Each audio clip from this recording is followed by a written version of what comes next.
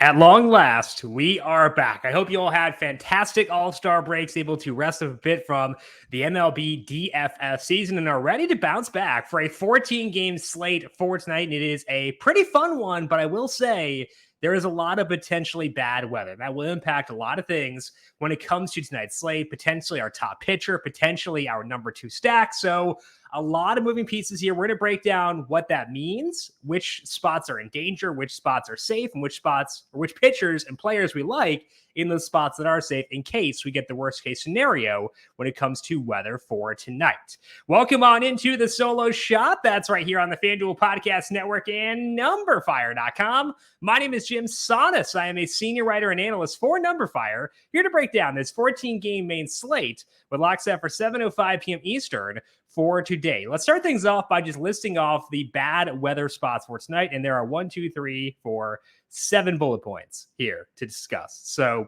apologies in advance. The first one is in Baltimore for the Marlins and Orioles.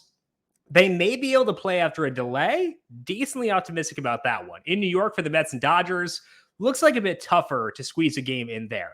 In Atlanta for the White Sox and Braves, I think they'll be able to play. It looks pretty scattered, so maybe a delay, but potentially good to go. In Chicago for the Cubs and Red Sox, kind of dicey. I would not be shocked if they can't go, but if they do go, winds are out to center at 10 miles per hour, so upgrade bats if they do play for the Cubs and Red Sox. In Kansas City for the Royals and Rays, there is a 66% chance of rain from start to finish. Thunderstorms in there too, may clear a bit later, but does not look ideal for right now.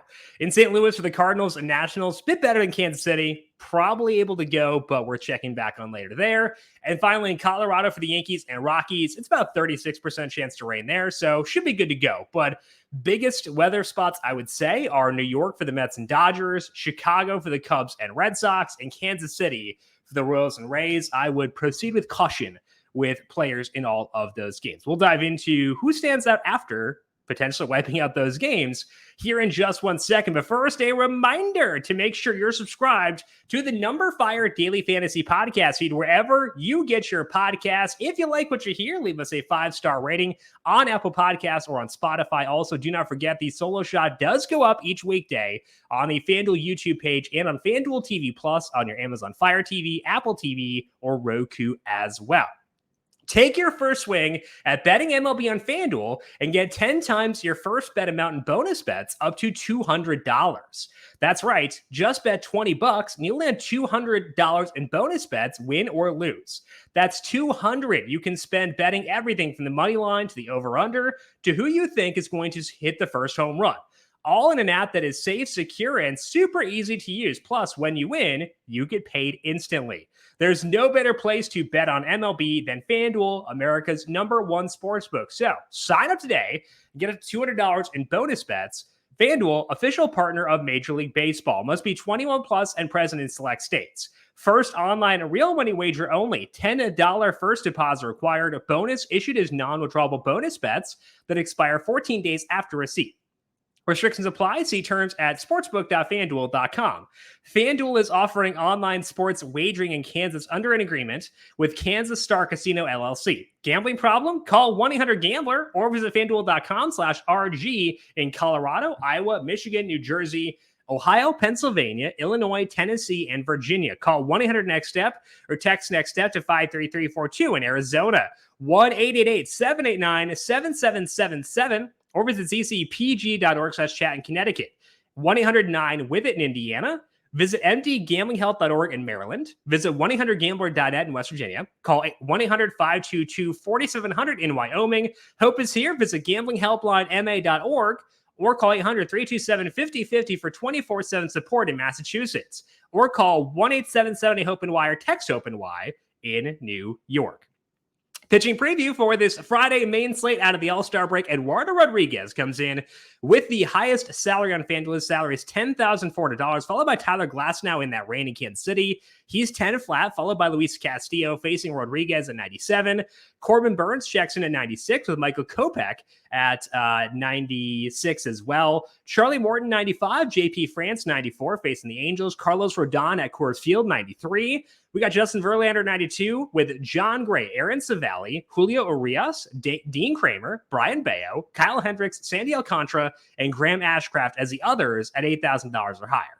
I would note that Shohei Ohtani is listed as a hitter for tonight on FanDuel, so you cannot use him as a pitcher. Keep that in mind. If you want to use Ohtani as a hitter, you definitely can. Not a bad spot for him against JP France, but just note that despite the fact he is starting, you cannot use him as a pitcher on FanDuel for tonight.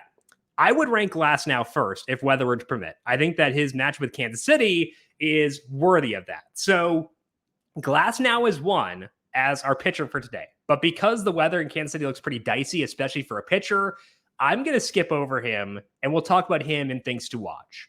My top pitcher with non-weather concerns is Luis Castillo. He is at home facing the Tigers, and he has had some blips recently for sure, but I still think he has to be high on our list with all things considered. The matchup for Castillo is a good one. The Tigers have an 89 at WRC plus against righties with a 135 ISO and a 24% strikeout rate.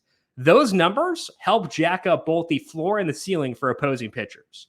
Castillo's final 2 starts before the break were just okay. He had no walks, just 4 earned runs, which is fine, but also just 9 strikeouts, and we want some strikeouts, obviously, on FanDuel.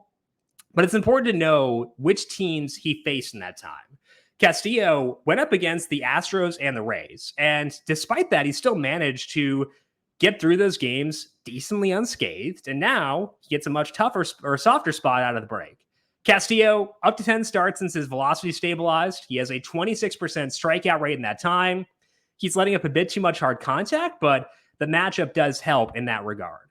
So Castillo's not perfect, but his matchup is very nice. He is at home. He has no weather concerns with the roof there. So that's good enough for me. I'm going to rank Luis Castillo as the top guy outside of weather situations.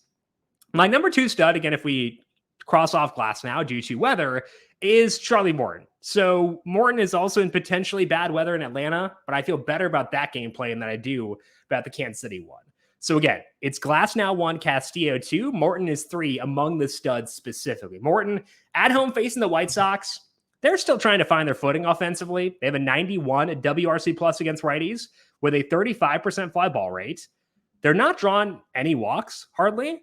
And they're also having pretty short plate appearances as a result, despite an average strikeout rate. And what that does is it allows pitchers to go deeper in games because they're not wasting pitches. And it doesn't reduce their strikeout rate because, again, the White Sox are about average in that regard.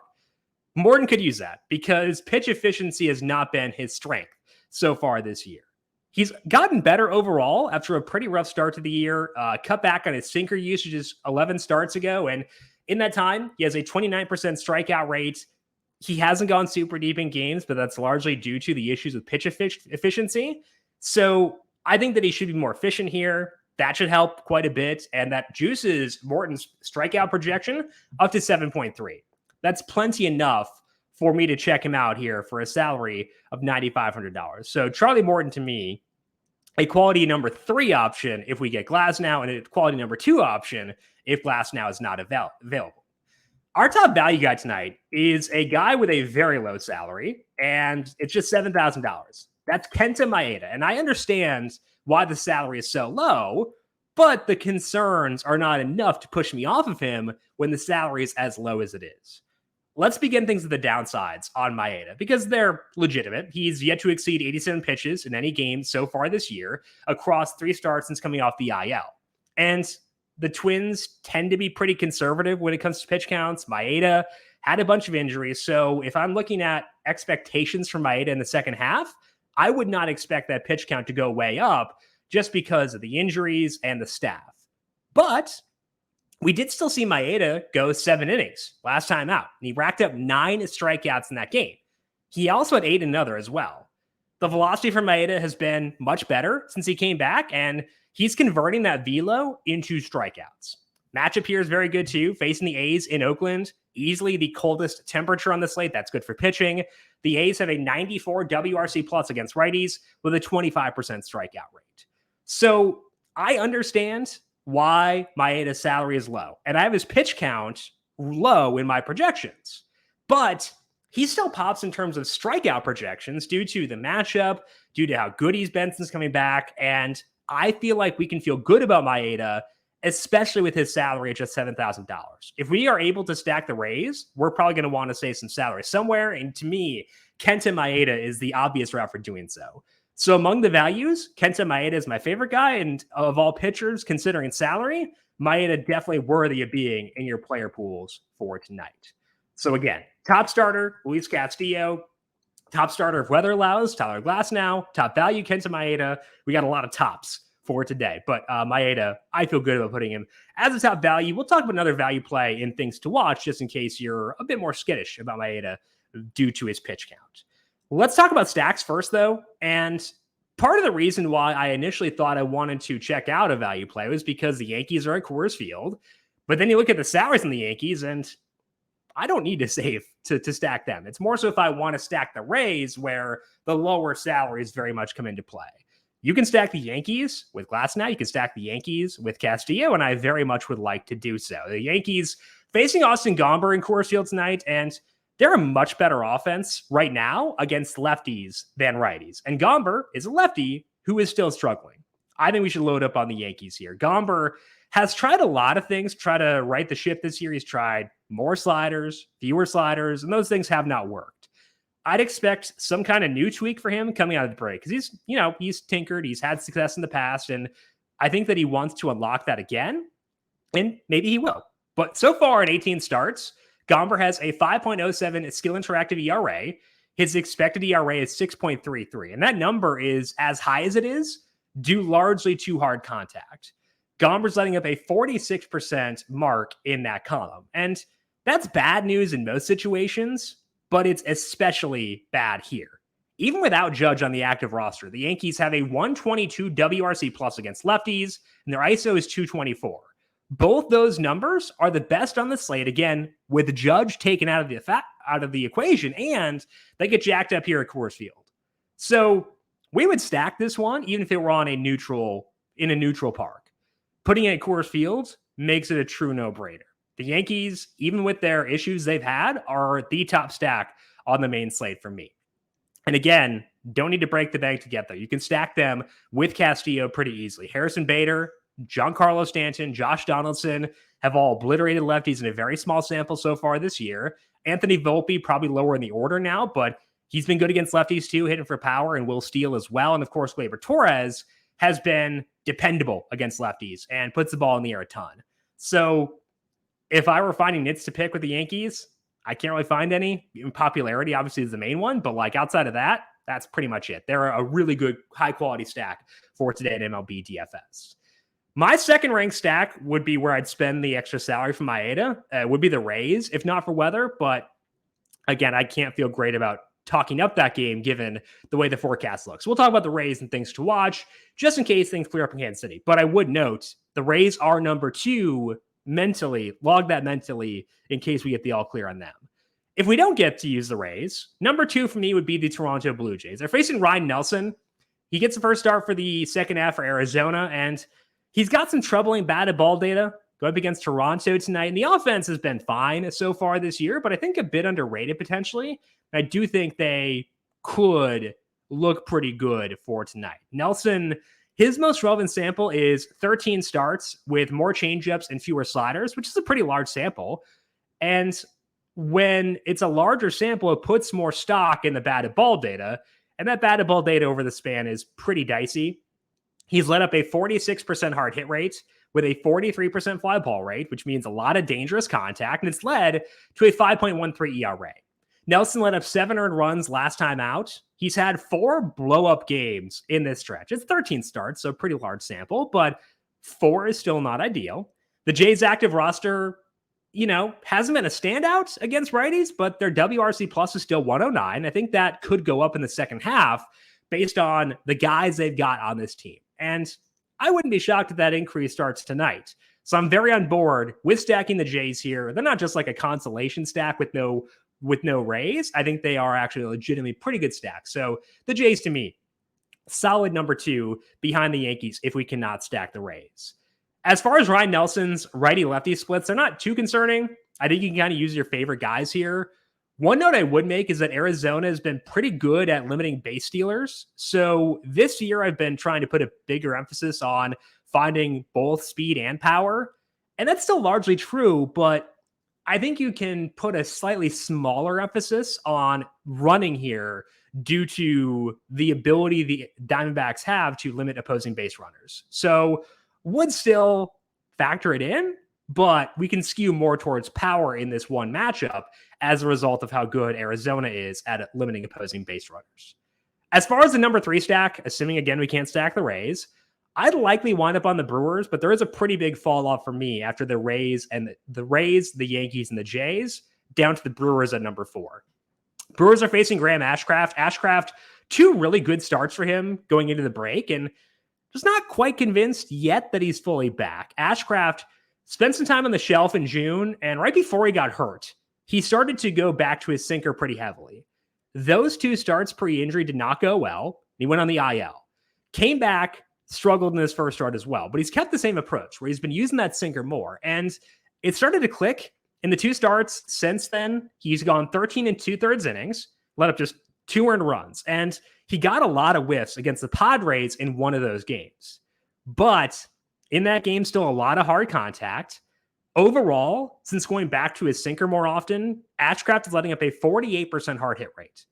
That doesn't matter as much with his ground ball rate. Hard contact not as damning there, but it probably means the poor results he's had in this time aren't all fluky, and we may want to be skeptical of those 2 really good starts. So Ashcraft may be trending back up, but I want to see a bit more before I fully act on that. He's facing the Brewers here, 94 WRC plus against righties. So it's still pretty rough, the offense, but it has been improving a bit. So it's not a perfect spot for stacking. It's why I prefer to go to the Yankees, Rays, and Jays. But the Brewers are the next place I would turn if forced to do so. Ashcraft does have some interesting reverse split tendencies where in his career, which is still a small sample, but he has a 56% ground ball rate against lefties versus 48% against righties. That's great for the Brewers because we want Willy Adames. We want William Contreras, the 2 righties there. I would still rank the lefty Christian Yelich higher than those 2 guys because he's going to be the guy with some power and some speed, but Adames is a great number 2. So if you're really good about Yelich, really good about Adames, if you need a one-off, I think both those guys grade out well because despite the Brewers' offense being pretty bad, they've shown upside themselves. So they're exceptions to the I don't really want to go here rule. They're fine and would be willing to use them. Let's go now to things to watch. If we get the all clear in Kansas City, let's talk about Glasnow and the Rays. Glasnow, he should be over the cramping he had in his most recent starts. And I've got him projected for 8.7 strikeouts. He's there both due to himself and due to the high strikeout matchup with the Royals. So if the weather clears up, I would love Glasnow. I'd put him above Castillo if the weather is fully good, and we can use him while stacking the Yankees and stacking the Jays as well. So to me, Glasnow is a rock solid option if we get the all clear. Rays would be my second favorite stack behind the Yankees if we could use them. They're facing Alec Marsh, who climbed the ladder pretty quickly from AA to the majors. And he will get some strikeouts for sure, but he will also walk some guys, doesn't seem restrictive with the batted ball data. So I think there is enough here to justify stacking the Rays. Again, I rank them second behind the Yankees, and then I rank Glasnow first at pitcher if we were to get the all clear with those. Finally, if you're ready to pitch count for Kenta Maeda, which is a fair concern, I would say, Dean Kramer is the top alternative value play. He's at home against the Marlins. They have a 93 WRC plus against righties. Kramer, 25% strikeout rate and 10 starts and more cutters. So that's why I'm on Kramer. The Marlins don't strike out much, though, and that's why I prefer Kenta Maeda over Dean Kramer. But Kramer fully in play if we get the all clear on weather in Baltimore as well. So I prefer Kenta Maeda personally, but if you don't want to deal with the low pitch count, I get it. You can go to Kramer as your alternative. Let's finish up here at the dinger calls for today. Mentioned before, Gleyber Torres facing a lefty at Coors Field. What else could you want? Good power numbers for Torres against lefties so far this year. Puts the ball in the air a ton. Gotta love that. So the boring one will be Gleyber Torres. The fun one, this one is not based on data. Typically, I try to do that. Like, oh, look at their hard hit rate, their fly ball rate. This one, if you look at the hard hit rate and fly ball rate heading into the All-Star break, you're gonna close the tab. It's Dalton Varsho. He had a really rough first half in general, but also end of his first half. But to me, I'm doing the All-Star break as a reset for Varsho, or maybe he can get back to being the hitter that he was last year. That's my hope. I have faith in him as a batter, and my hope is that a break can get him back locked in. So this is not based on data. This is based on me liking Dalton Varsho primarily. So we'll go with Gleyber Torres and Dalton Varsho as our dinger calls for this Friday night. But overall, it is fantastic to have baseball back with a full slate. Wish it weren't riddled with weather, but literally half the game's impacted by weather, but should still be a fun one either way.